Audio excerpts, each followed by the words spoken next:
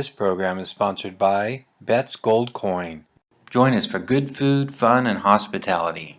Bet's Gold Coin, family-friendly restaurant and sports tavern. Hi there, name's Bob Borchard, coming to you from Old Town Mariposa and the beautiful downtown, historic downtown Mariposa Hotel. And I have with me today a beautiful, historic Leroy Radanovich.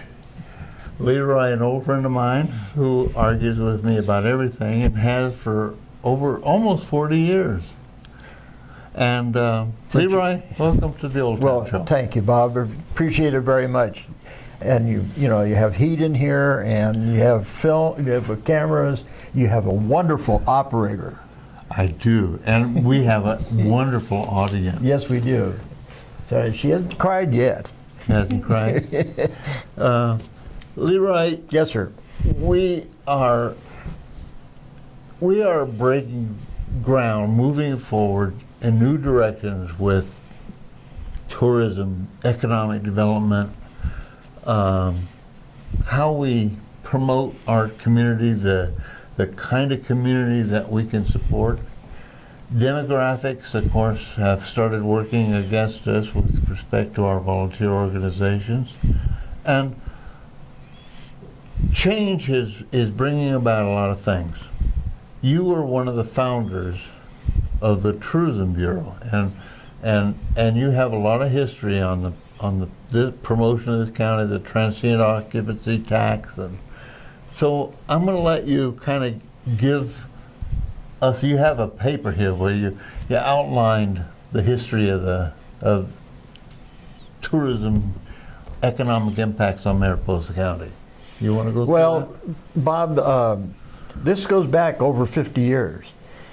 In the middle 1960s, a group of us that were merchants in Mariposa and involved in the Mariposa County Chamber of Commerce learned of a fund source that was developed in the city of San Francisco, and it was called a tourist occupancy tax, or the bed tax. But what it was a small tax on lodging, on beds, the number of beds. Mm-hmm.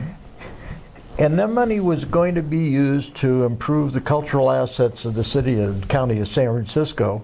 And their first goal was to refurbish the War Memorial Opera House in downtown San Francisco. Well, in order to accomplish this, you have to go to the legislature, and the legislature has to authorize the development of this. And there were only a couple of counties in California in the middle 1960s that had this. My dad was, Roy Radanovich, had a good friend who was a state senator by the name of Howard Way from Exeter, California, and he was our state senator here. And we looked at this, and at that time, we had less than 7,000 people in Mariposa County as far as the population is concerned. And Howard thought that was so funny that we wanted to do something like that.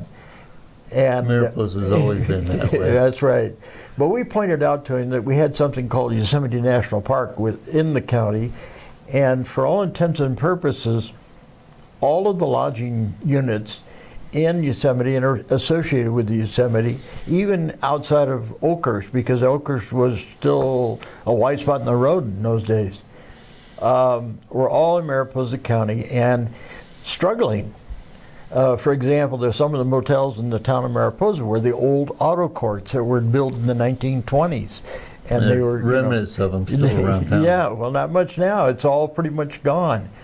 But we wanted to impose this tax. At that time, I think it was at 6%. And it's like a sales tax on motel like a sales tax, right. And the money would be accrued to the county. It goes into the general fund. It's not identified for any specific purpose because you can't do that according to the law. And then it would be spent by the county on various needs, except that the idea was to get this. This is very detailed, but today we have that same tourism tax in place, but the transient occupancy tax But it's at 10% now. is at 10%. I was in here in the days when that became the primary means of funding county government. Well, yeah, but there's historically things happened before it came to that point. The amount of revenue that we received in the first few years was very small because essentially the room rates were low, we didn't have the rooms, and so on and so forth. We were able to get this through the legislature because we joined 2 or 3 other counties to have this authorization. One of them was Kern County that we joined. And the Mariposa County began receiving this extra TOT and at 6%, and they put it in the general fund, and for the most part, for the first 15 years or 20 years or so, it was used to augment the general fund. Very little of it was actually used for county promotion or development, economic development or anything. About the only thing that we bought and paid for out of the general fund of Mariposa County was a booth in the Capitol, next to the office of the governor, and we had also a small booth occasionally at the state fair, but that was the only thing that we did. Yeah, a number of things changed over the years. In 1976, as you know, Prop 13 came in and it changed how things were done. You know, maybe we should use that as a break because we're going to need to do 2 parts on this. Well, will you? And the issue of Proposition 13 changed the way we fund Mariposa County. Right. And it changed a lot of fundamental things. And I, at that point, came into the county, and maybe we can talk about and we that. had, but for now, let's we had torch parades. Torch parades. Yes, I remember those days. And I remember when those folks were running me out of the town on a rail. I picked up a flag and made it look like I was leading a parade.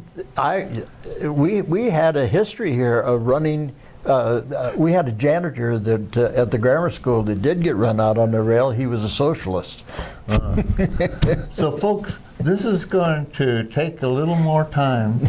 We're going to do a second part on this, and this is Bob coming to you from Old Town Mariposa, and part 1 of the history of the tourism tax in Mariposa County. You need to edit this.